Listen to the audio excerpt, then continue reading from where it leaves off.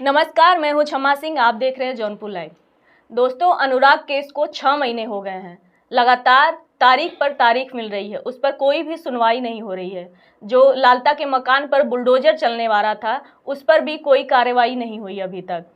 और आज 16 अप्रैल है, आज भी तारीख थी और लेकिन उसमें क्या कुछ हुआ उसके बारे में हमें बताने के लिए हमारे साथ जुड़ चुके हैं सुशील तिवारी जी, जिनको आप देखते होंगे कि एक सहारा न्यूज के फाउंडर हैं। तो हम उन्हीं से बात करेंगे आज न्यायालय में क्या क्या हुआ।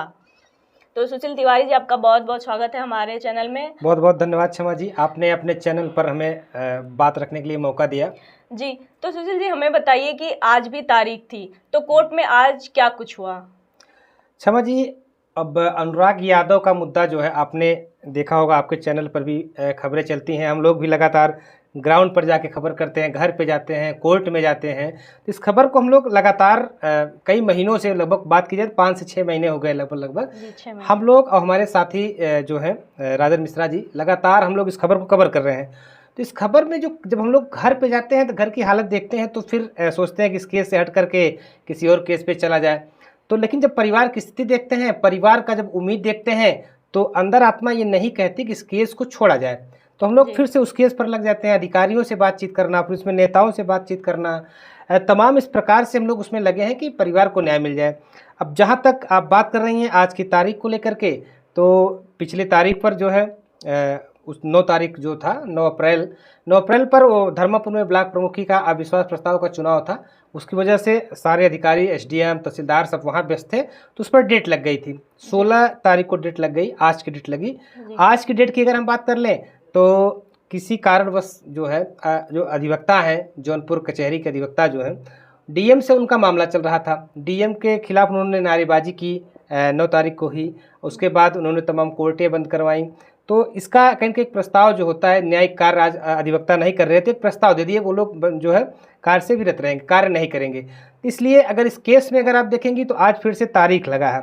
फिर तारीख जो है 28 अप्रैल को दे दी गई है। अच्छा, एक बार लेकिन फिर से तारीख बढ़ा दी गई। बिल्कुल, तारीख बढ़ा दी गई। एक महत्वपूर्ण जो बिंदु इसमें है, उस पर हम थोड़ा सा बात करना चाहेंगे कि फाइल की जो प्रोसीडिंग होती है, पूरी फाइल की प्रोसीडिंग कंप्लीट कर ली गई है। फाइल जो है उसमें तमाम जो साक्ष्य पेश करने के लिए विपक्षी के जो वकील थे, लालता के परिवार के लोगों को, लालता के वकील को समय दिया गया भरपूर कि वो अपना साक्ष्य पेश करना चाहे तो पेश करें। इसके पहले तारीख पे तारीख पड़ रही थी। अनुराग यादव के जो पिता हैं रामजीत यादव जी, तो ये डीएम के से गुहार लगाते हैं, कुछ प्राइवेट अधिवक्ताओं से वो चाहते हैं कि उसमें बहस हो। तो प्राइवेट अधिवक्ता के नाम पर प्रेमजीत आ जाते हैं, गुलाब यादव हैं, सत्यवीर सिंह हैं। ये लोग मिलकर के जब वहाँ पर बहस करते हैं मजबूती के साथ, तो फिर तहसीलदार साहब उस पर डेट नहीं दे पाते हैं। और अधिवक्ता जो दीवानी कचहरी के जो भी वहाँ का अधिवक्ता हैं, कोर्ट के सब अधिवक्ता एक साथ होकर के सभी फाइलों को बंद कर कहते नहीं, सबसे पहले अनुराग यादव केस को देखा जाए, क्योंकि उस बच्चे की निर्मम तरीके से गला काट करके हत्या कर दी गई है। तो इससे हर कोई मर्माहत है, अधिवक्ता भी चाहते हैं कि उसमें न्याय मिल जाए। लेकिन जो अब कोर्ट है, कोर्ट के तहसीलदार साहब कोर्ट के हिसाब से चलेंगे, नियम के हिसाब से चलेंगे। उसमें कब मौका देना है, किसको मौका नहीं देना है, तो सारी प्रक्रियाएं चलती हैं। तो उसमें अब तक देखा जाए तो कुछ लालता के जो वकील थे वो भागने का प्रयास कर रहे थे। कभी ये होगा कि लालता की पत्नी की तबीयत खराब है, वो जो है कोर्ट नहीं आ पाई हैं। तो इस तरह से तमाम चलता रहा। लेकिन प्राइवेट अधिवक्ता बीच में काफ़ी ज़्यादा टाइट हुए। तहसीलदार से उन्होंने कहा कि नहीं सर, किसी भी कीमत पर अब बख्शा नहीं जाएगा, कोई भी समय देने की ज़रूरत नहीं है, इस पर बहस किया जाए, क्योंकि एक लंबा समय बीत चुका है। परिवार आपके कोर्ट से न्याय चाहती है, परिवार को आस है कि तहसीलदार कोर्ट से हमें न्याय मिल जाएगी। तो उस पर बहस होती है। बहस का नतीजा ये होता है, फाइल पूरी तरह से फाइनल बहस में है। फाइनल बहस यूँ कहें कि हो ही गया है, बस एक बहस और होता है। आदेश के पहले बहस होता है, उसको भी फाइनल बहस ही अधिवक्ता लोग मानते हैं। मैंने कई अधिवक्ताओं से बात किया, सतबीर से, गुलाब जी से, कई लोगों से हमने बात किया, तो उन्होंने कहा फाइनल बहस है। इस बहस के बाद फाइल आदेश में चली जाएगी। अब इसके लिए लगभग 2 से 3 डेट अब तक पड़ चुका है। तहसीलदार साहब कभी हाईकोर्ट चले जाते हैं, तो कभी चुनाव आ जाता है, तो कभी अधिवक्ता एक कार्य से जो है बहिष्कार कर देते हैं, कोई न्यायिक कार्य नहीं करते हैं। तो आज उसी तरह से हुआ है कि फिर से जो है, हालांकि डीएम अधिवक्ताओं के बीच की जो बात थी वो लगभग बन गई है, लेकिन अब वो लोग प्रस्ताव कर चुके थे। तो अब आगे की जो तारीख है उस पर फैसला करेंगे।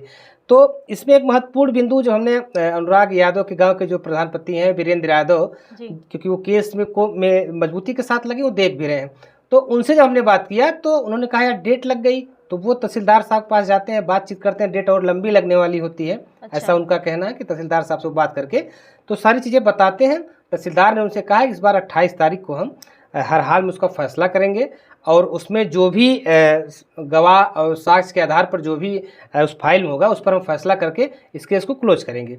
तो अभी जो दर्शक, आपके जो दर्शक हैं, जो नए दर्शक हैं, वो लगातार उम्मीद लगाए हुए हैं कि हो सकता है तहसीलदार साहब 28 तारीख को न्याय दे दें।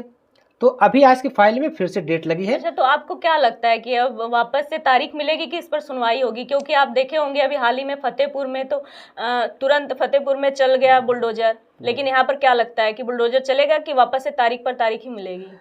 क्षमा जी, आपने ये सवाल जो है बड़ा अच्छा किया। वहाँ पे जिस तरह से 3 ठाकुर समाज के लोग थे, तीनों की गोली मार करके हत्या कर दी जाती है, उसके बाद वहाँ पर बुलडोजर चलता है। लेकिन आप देखिए वहाँ पे जो जनता रहती है, वहाँ पे जो उनके लोग रहते हैं, क्योंकि एक देखा जाए तो ठाकुर की अगर बात करें, ठाकुर समाज की हत्या हुई तो वहाँ पे लोग जागरूक थे।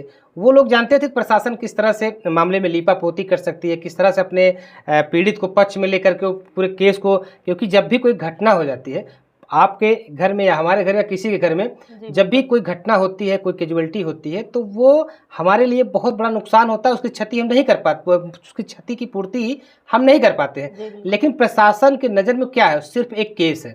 उनके पास 50 केस इस तरह से दिन में आते हैं, महीनों में आते रहते हैं, तो उनके लिए एक केस, वो एक केस की तरह सॉल्व करेंगे। और हम चाहेंगे कि हमारा सदस्य गया है, हमारे घर का परिवार जो है इस दुनिया से चला गया है, हमारा बहुत बड़ा नुकसान हो गया है, तो हम उस पर न्याय की बात करते हैं। तो ऐसे में अगर आप प्रशासन के ऊपर उसमें मजबूती के साथ काम कर ले जाते हैं, मजबूत पड़ जाते हैं, तो आप जो है कहीं कहीं आपको न्याय मिल जाता है। हमारा न्याय तो एक ही होना चाहिए ना, तो फिर वहां पर तुरंत कार्यवाही और यहाँ पर 6 महीने हो गए अभी कोई कार्यवाही नहीं हुई, ऐसा क्यों? 2 चीजें होती हैं, आपके पास थोड़ा सा जानकारी भी होना चाहिए। अनुराग यादव की परिवार की अगर हम बात कर लें, यहाँ पे उनके पिताजी थे तो बाहर थे, वो शायद कलकत्ता या कहीं कमाने गए हुए थे। 5 बहनें में से 2 बहनें या 3 बहनें शादी हो गई हैं, वो लोग अपने घर पे थी। तो इस दौरान प्रशासन जिस तरह से मोटिवेट किया, प्रशासन के मोटिवेट करने में पूरा परिवार कहीं न कहीं आ गया, पूरी कार्रवाई का भरोसा दिलाया गया। डीएम साहब वहाँ पहुँचते हैं, हल्का का जो लेखपाल होता है उसको थप्पड़ लगा देते हैं, उसको सस्पेंड कर देते हैं तत्काल, और आदेश देते हैं 3 दिन में इसके मकान पर कार्रवाई होना चाहिए, तमाम देते हैं। तो परिवार को लगा कि प्रशासन तो हमारे साथ है, प्रशासन कार्रवाई कर देगा। तो इस भरोसे पर प्रशासन के लोगों ने उस समय साथ दिया। तो प्रशासन अगर घटना के बाद 100 को अपने कब्जे में ले लेती है तो प्रशासन फिर उसको प्रशासनिक तरीके से देखती है, फिर वो आपके दबाव में नहीं आता है। तो ठीक उसी तरह से वहाँ पे हुआ, वहाँ के जनता, वहाँ के लोग एक्टिव हुए और तत्काल मांग किए, उसके बाद घरों पर बुलडोजर चला। अनुराग यादव केस में यही हुआ है, लोग प्रशासन के भरोसे पर आए और प्रशासन ने भरोसे में लेकर के केस को केस की तरह देखा। आज जब उस पर मामला खुला तो पता लगा लालता ने 18 लोगों के ऊपर मुकदमा करके रखा हुआ है, फिर उस जमीन पर भी मुकदमा है, उस परिवार के ऊपर भी मुकदमा है। तो मुकदमे के जाल में फंस करके जो है अधिकारी डर गए, कहीं ऐसा ना हो हम बुलडोजर चला दे उसके घर पे, उसके घर को गिरवा दे, तो हमको हाई कोर्ट तक तलब कर सकता है। क्योंकि जो व्यक्ति 18 लोगों के ऊपर मुकदमा करके अपने घर को बचाया हुआ है, अपने पूरे संपत्ति को बनाया है, साम्राज्य बनाया है, वो कोई आम इंसान नहीं हो सकता।